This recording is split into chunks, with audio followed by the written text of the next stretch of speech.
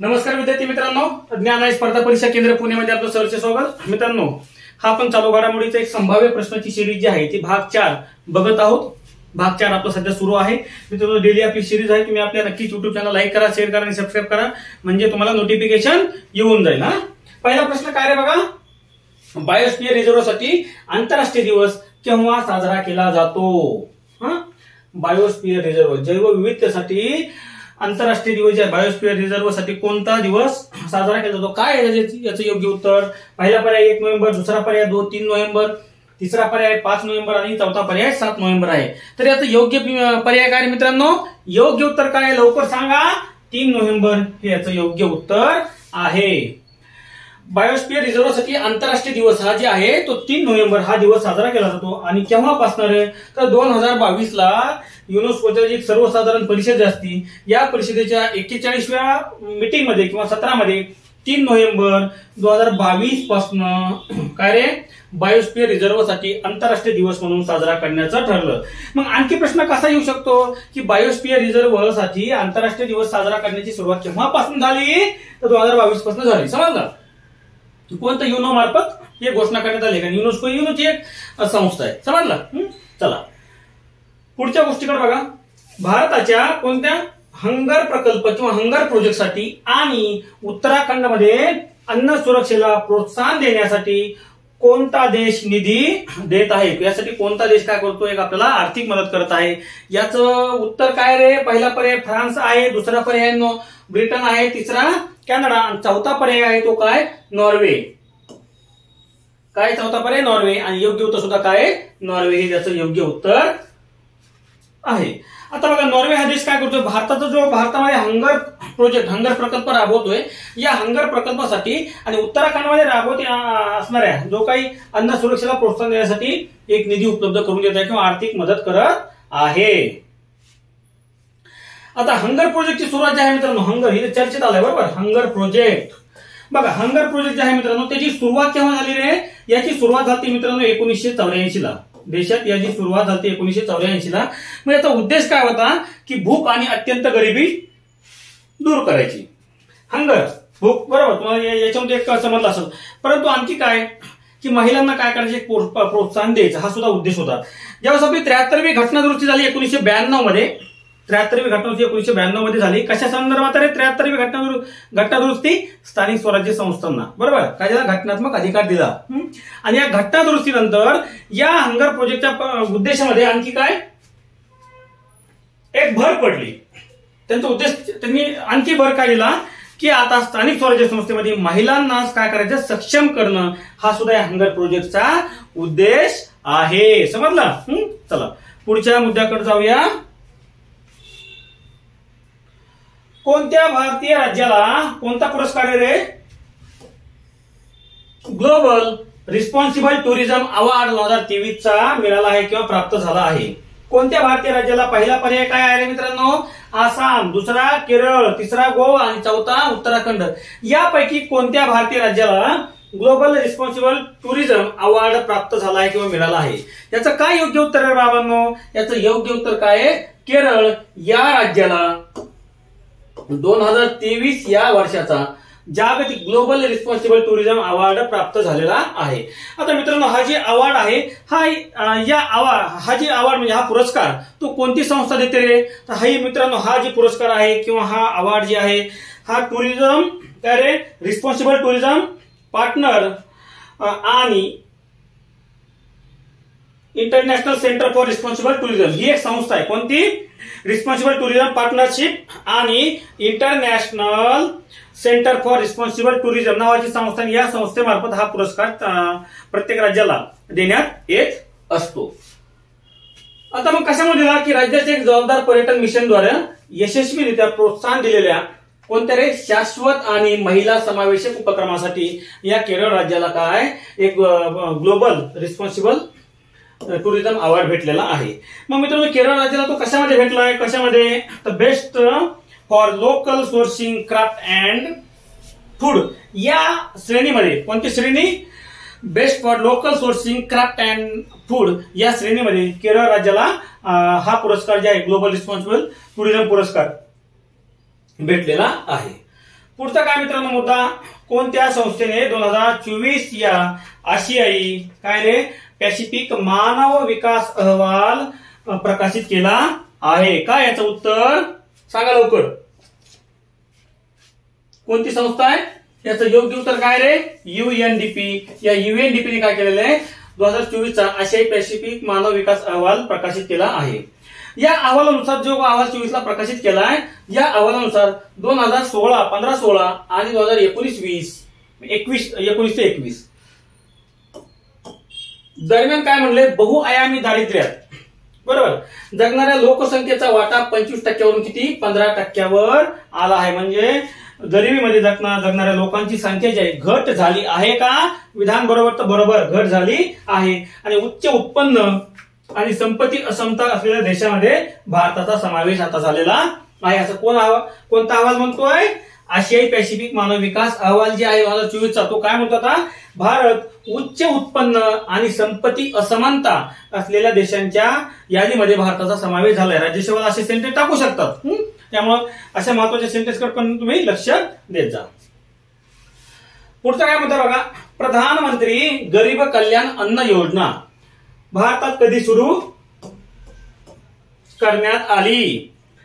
प्रधानमंत्री गरीब कल्याण अन्न योजना भारतात केव्हा सुरू करण्यात आली? समजलं मित्रांनो? केव्हा सुरू करण्यात आली रे ही योजना? मित्रांनो एप्रिल 2024 एप्रिल 2020 मध्ये ही योजना सुरू करण्यात आली.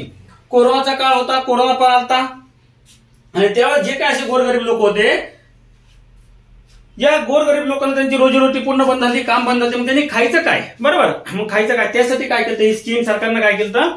म्हणजे पहिले जे रेशन आपलं भेटायचं आपल्याला 2013च्या कायद्यानुसार जे काय असेल ते 3 किलो 2 किलो 5 किलो असं भेटायचंच. पण त्या व्यतिरिक्त आणखी 5 किलो मोफत अन्नधान्य वाटप करण्यासाठी प्रधानमंत्री गरीब कल्याण अन्न योजना सुरू करण्यात आली होती एप्रिल 2020 मध्ये. तुम्हाला सर ती एक्झाम म्हणजे ती योजना एप्रिल मध्ये सुरू झाली 2020 मध्ये. सध्या विचारायचं कारण काय की बघा सध्या चर्चेत काय होती, पंतप्रधान नरेंद्र मोदी यांनी काय केलं? प्रधानमंत्री गरीब कल्याण अन्न योजनेला बरोबर काय केलं? आता आणखी 5 वर्षाची मुदतवाढ देण्याची घोषणा केली आहे. मित्रांनो राष्ट्रीय अन्न सुरक्षा कायदा 2013 जी आहे, या कायद्याअंतर्गत पात्र शिधापत्रिका धारकांना 5 किलो आता मोफत अन्नधान्य मिळणार. म्हणजे कोविड-1 साठी कोविड-19 जे आलता या महामारीच्या काळात 2020 मध्ये सुरू करण्यात आली होती. मोफत अन्नधान्य या मार्फत सुरू द्यायचं. आणि आता ही योजना जी आहे पुढील 5 वर्षासाठी आणखी सुरू करण्याचा केंद्र सरकारनं निर्णय घेतलाय. परंतु पहिलं काय असायचं, जे मित्रांनो हे जे आहे राष्ट्रीय अन्न सुरक्षा कायदा 2013 अंतर्गत जे काय 3 किलो गहू 2 किलो तांदूळ असं काय जे काय भेटायचं, या व्यतिरिक्त 5 किलो मोफत होता या व्यतिरिक्त. परंतु आता काय केलंय, हे बंद केलं आणि फक्त आता यामार्फत फक्त 5 किलो तुम्हाला धान्य आता भेटणार आहे, मोफत भेटणार आहे. आणखी 5 वर्षासाठी ही योजना आहे. साधारणपणे 80 कोटी लोकांना यामार्फत लाभ या योजनेचा होत आहे. समजलं? पुढच्या प्रश्नाकडे चला. काय म्हणते पुढचा प्रश्न बघा, एका महिन्यात 16 दशलक्ष. मित्रांनो मॅथचा क्वेश्चन आहे. नाही तर म्हणता लगेच एका महिन्यात 16 दशलक्ष मेट्रिक टन मालाची वाहतूक करणारे देशातील पहिले बंदर विचारले कोणते? देशातील पहिले बंदर कोणतं आहे याचं योग्य उत्तर काय मित्रांनो? मुंद्रा बंदर हे देशातील पहिलं असं बंदर आहे. कोणत्या राज्यातील रे? गुजरात या राज्यामधील मुंद्रा बंदर ऑक्टोबर 2023 मध्ये यानं काय केलं, एका महिन्यात 16 दशलक्ष टन मेट्रिक टन मालाची वाहतूक हाताळणारं हे देशातील पहिलं असं बंदर ठरलं आहे. मग हे कोणाच्या मालकीचं आहे? अदानी ग्रुपचं आहे. कोणाच्या? अदानी ग्रुपचं. लक्षात असू द्या, हे मालकीचं आहे. आणि हे अदानी पोर्ट्स आणि स्पेशल इकॉनॉमिक झोनचं सुद्धा प्रमुख आहे. मित्रांनो त्याची प्रतिवर्षी 300 दशलक्ष मेट्रिक टन माल वाहतूक हाताळण्याची क्षमता आहे, जी भारतातील सर्व कार्यरत बंदरापैकी सर्वात मोठी आहे. समजलं? चला पुढच्या मुद्द्याकडे या. पुढचा प्रश्न काय आहे? कोणत्या केंद्रीय मंत्रालयानं woman for water for woman हे अभियान सुरू केलं आहे? परीक्षेला प्रश्न विचारण्याची शक्यता अधिक आहे. राज्यसेवेला इकॉनॉमिक्स मध्ये जो सामाजिक इकॉनॉमिक्स आहे तर याच्यामध्ये तुम्हाला प्रश्न विचारण्याची शक्यता अधिक असते. मग अशी योजना वगैरे विचारतात, मग तुम्ही व्यवस्थित बघत नाहीत, मग सर कधी काय आलं काय, त्यामुळं नीट बघत चला. काय याचं योग्य उत्तर सांगा. काय योग्य उत्तर? जलशक्ती मंत्रालय. दुसरा पर्याय गृहनिर्माण आणि शहरी व्यवहार मंत्रालय. तिसरा महिला आणि बाल विकास मंत्रालय आणि चौथा आहे शिक्षण मंत्रालय. याचं योग्य उत्तर काय मित्रांनो? गृह मंत्रालय, आपलं गृहनिर्माण आणि शहरी व्यवहार मंत्रालय हे त्याचं योग्य उत्तर आहे. Woman for water, water for woman हे जे अभियान आहे, या अभियानाची अंमलबजावणी गृहनिर्माण आणि शहरी व्यवहार मंत्रालय जे आहे केंद्रीय, हे काय करतं मंत्रालय? अंमलबजावणी करत आहे. मित्रांनो, या मंत्रालयाने काय केलं? त्याच्या Atal mission for rejuvenation and urban transformation म्हणजेच काय रे, अमृत योजना अंतर्गत पाण्यासाठी महिला आणि महिलांसाठी पाणी हे अभियान सुरू केलं आहे. मग हे अमृत मिशन, अमृत अभियान जे आहे केव्हा सुरू झालं, तो पण प्रश्न आहे. मित्रांनो, अमृत अभियान जे आहे ते केव्हा सुरू झालं रे बाबांनो? सांगा लवकर. इथं लिहू का? अमृत अभियान जे आहे मित्रांनो, अमृत योजना, बरोबर, अभियान करतो. अभियान केव्हा सुरू झालं? सुरुवात झाली 25 जून 2015 रोजी. किती रे? 25 जून 2015 रोजी या अभियानाची सुरुवात झाली. आणि मित्रांनो, हे अभियान देशातील किती शहरामध्ये? तर देशातील निवडक 500 शहरामध्ये, 500 शहरामध्ये अभियान राबवण्यात येणार होतं. म्हणजे सुरू होतं, राबवण्यात येत आहे. मग त्या शहरामध्ये काय? तर त्या शहरामध्ये पायाभूत सुविधा निर्माण करण्यावर अधिक या अभियानांतर्गत भर देण्यात येणार होता. आणि या पायाभूत सुविधांसाठी हे अभियान राबवण्यात आलं होतं. आणि या अभियानाअंतर्गत म्हणजेच अमृत अभियानाअंतर्गत woman for water, water for woman हे अभियान राबवलं जात आहे. म्हणजे महिलांना काय करायचे? पाण्याविषयी जागृती करायची, बरोबर. कारण पाण्याचं महत्व, कारण घरामध्ये पाणी जास्त वापरणारे महिलाच असतात, त्यांनी पाण्याचं थोडंसं काळजी वगैरे घ्यायला पाहिजे, त्यांच्यामध्ये पाण्याविषयी जनजागृती करावी, यासाठी वुमन फॉर वॉटर आणि वॉटर फॉर वुमन हे अभियान सुरू केलेलं आहे. पुढचा काय मुद्दा आहे मित्रांनो? पुढचा काय प्रश्न आहे? कोणता देश treaty of convention armed force in Europe मधून बाहेर पडला आहे? साहजिकच काय उत्तर आहे त्याचं? रशिया. मग काय म्हणलं रशिया? बघा, रशियाने काय केलं? त्यांचं एक अधिकृतपणे सांगितलंय की हा जे करार जो होता तो काय होता? पारंपरिक शस्त्रे वापरण्याचा प्रतिबंध करणाऱ्या आंतरराष्ट्रीय सुरक्षा करारातून आम्ही बाहेर पडत आहोत. मग कशा म्हणलाय की नाटोच्या विस्तारामुळे हे आम्हाला या करारात भाग घेणं किंवा या करारामध्ये सहभाग करणं अशक्य आहे, त्यामुळे आम्ही या करारातून बाहेर पडत आहोत असं रशिया म्हटला. चला पुढचा प्रश्न मित्रांनो, बघा सांगतो यापूर्वी आपली टेस्ट सिरीज आहे, कंबाईनची टेस्ट सिरीज मित्रांनो आपली येते. कंबाईनच्या टेस्ट सिरीज मध्ये आपल्याला तुम्हाला फक्त 499 रुपयामध्ये, किती बोलतो मी? 499 रुपयामध्ये तुम्हाला साधारणपणे कंबाईनच्या तुम्हाला 21 टेस्ट असतील. किती? 21 टेस्ट असतील.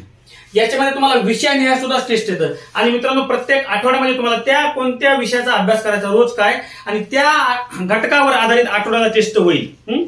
प्रत्येक आठवड्याला टेस्ट होईल, ती पण राहील. आणखी मित्रांनो, म्हणजे तुम्हाला चालू घडामोडीचा आपला कोर्स आहे, त्याच्यावर तुम्हाला फक्त 149 रुपयामध्ये 25 टेस्ट प्लस तुम्हाला आणखी वर्षभरातील सर्व तुम्हाला घडामोडीचे व्हिडिओ तुम्हाला आपल्या ऍपवर उपलब्ध आहेत, फक्त 149 रुपयामध्ये. आणि पुढचं जे आहे कंबाईन पर्यंत, जानेवारी 2024 ते मे पर्यंत ते कंटिन्यू वेगळं राहील. चला भेटूया, म्हणजे आपलं आता प्रश्नाकडे येऊया असं म्हणायचं मला. काय रे पुढचा प्रश्न काय बाबांनो? बघा, कोणत्या भारतीय राज्य किंवा केंद्रशासित प्रदेशाने अबुआ बीर डिशोम अभियान सुरू केलं आहे? मित्रांनो, अबुआ जर असं नाव आलं का, यापूर्वी सुद्धा आपण एका मागच्या व्हिडिओमध्ये पाहिलंय, तशी ते नाव आलं की कोणतं राज्य? झारखंड राज्य. कारण ते आपण पाहिली होती घरासंबंधी एक स्कीम पाहिली होती, त्याला सुद्धा अबुआच, कारण ते आदिवासी भागातलं नाव आहे. नाही जर कळलं डोकं थोडंसं, हे बघा, परीक्षा पास व्हायची असली तर ज्ञानार्थी होण्यापेक्षा तुम्ही जर म्हणजे परीक्षार्थी जर व्हायचं असेल तुम्हाला झालात तर तुम्ही लवकरच रिझल्ट पाठीशी येतो. ज्ञानार्थी व्हायच्या मागे लागताल तर मग तुम्ही इथेच बसता, कारण तुम्ही जेवढं ज्ञान घ्यावं तेवढं कमीच असतं, बरोबर. जगात असं एवढं मोठं तुम्ही एखाद्या विषयावर किती तुम्ही अभ्यास करू शकता. तुम्ही भारतीय राज्यघटनेचा जर 5 वर्ष जरी अभ्यास केला तरी कमीच आहे, पण तुम्हाला 1 महिनाभरात जरी अभ्यास केला तरी तुम्ही त्याला चांगले मार्क घेऊ शकता. आपल्याला मार्क घ्यायचे, आपल्याला परीक्षार्थी व्हायचंय, त्यामुळे जास्त डोकं लावायचं नाही. काय लक्षात ठेवायचं, बरोबर. ट्रिक्स वगैरे आपल्या तयार करायच्या, कुणाच्या ट्रिक्स घेऊन तुमचं कधी भलं होत नसतं, त्यामुळे स्वतःच्या ट्रिक्स सगळ्या तयार करायच्या. मग अगवा बीड डिशोम अभियान कोणतं राज्य राबवतं, तर झारखंड राज्य राबवतं. मग ही राज्याचा किंवा ह्या स्कीमचा फायदा काय, उद्देश काय रे? वन हक्क कायद्यानुसार व्यक्ती आणि समुदायांना जमिनीचं शीर्षक म्हणजे तुमची काय करायचं, जमीन नावावर करून द्यायचं. 2006चा जो फॉरेस्ट म्हणजे वन हक्क कायदा जे आहे 6चा, त्या कायद्यानुसार जे काही जमिनी असतील त्यांचं काय करायचं, प्रमाणपत्र ते वितरित करण्यासाठी ही स्कीम राबवली आहे. आदिवासींच्या ज्या जमिनी वगैरे आहेत वनाच्या, ते त्यांना देणं, त्यांच्या नावावर सातबारा करणं, यासाठी स्कीम आहे. पुढचा काय मुद्दा रे बाबांनो, बातम्यामध्ये दिसणार HEL1 लक्षात असू द्या, OS हे स्पेक्ट्रोमीटर कोणत्या देशाशी संबंधित आहे? थोडस जर घाई करायची नाही. L1 काय राबवलं आपण आता, आदित्य L1 त्याच्यातलं हे आहे, कळलं का? त्यामुळे जास्त रोक काय माहिती L1 काय नाव दिसतोय. अरे बाबा थोडं दमाने घे ना, धीराने घ्या, पेपर थोडासा एक थोडा. उत्तर भारत संपलं.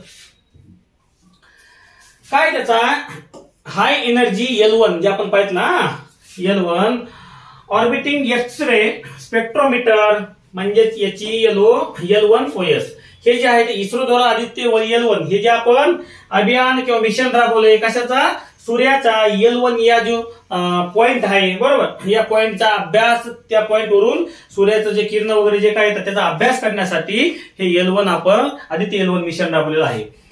या सोलार मिशनवरील हार्ड एक्स-रे स्पेक्ट्रोमीटर आहे. हे काय, या सोलार मिशनवरील हार्ड एक्स-रे स्पेक्ट्रोमीटर आहे. आणि मित्रांनो 10 ते 150 केल्विनच्या विस्तृत एक्स-रे एनर्जी बँड मध्ये हे कार्यरत आहे. यामध्ये सौर क्रिया कल्पनचा प्रारंभिक आवेगपूर्ण टप्पा कॅप्चर करण्याची क्षमता आहे. तसंच याची जी सुरुवात होती ती केव्हा झाली, आता 27 ऑक्टोबर 2023 पासून झालेली आहे. मित्रांनो हा झाला आपला भाग 4. प्रत्येक दिवशी आपला भाग येईल. ही सिरीज आपली कंबाईन पर्यंत सुरू राहील. नक्कीच आपल्या काय करा, युट्यूब चॅनल सबस्क्राईब करा, तुमच्या मित्रांनाही सांगा आणि प्लीज विनंती लाईक करायचं बरं का सगळेजण. म्हणजे काय होतं, पुढचा लेक्चर घेताना आणखी आम्हाला रिस्पॉन्स येतो. काही जर तुम्हाला डाऊट असतील, काय असतील, काही जर वाटलं, हा व्हॉट्सअप नंबर आहे, हा व्हॉट्सअप नंबर काय करा, याच्यावर व्हॉट्सअप करत जा. आणखी आपलं ज्ञानाई अकॅडमीचा ऍप आहे, ज्ञानाई अकॅडमी नावाचं ऍप आहे. हे ऍप डाउनलोड करा. हे ऍपवर तुम्हाला सर्वात स्वस्त असे विविध कोर्स उपलब्ध आहेत. चला भेटूया पुढच्या व्हिडिओमध्ये. तोपर्यंत धन्यवाद, नमस्कार.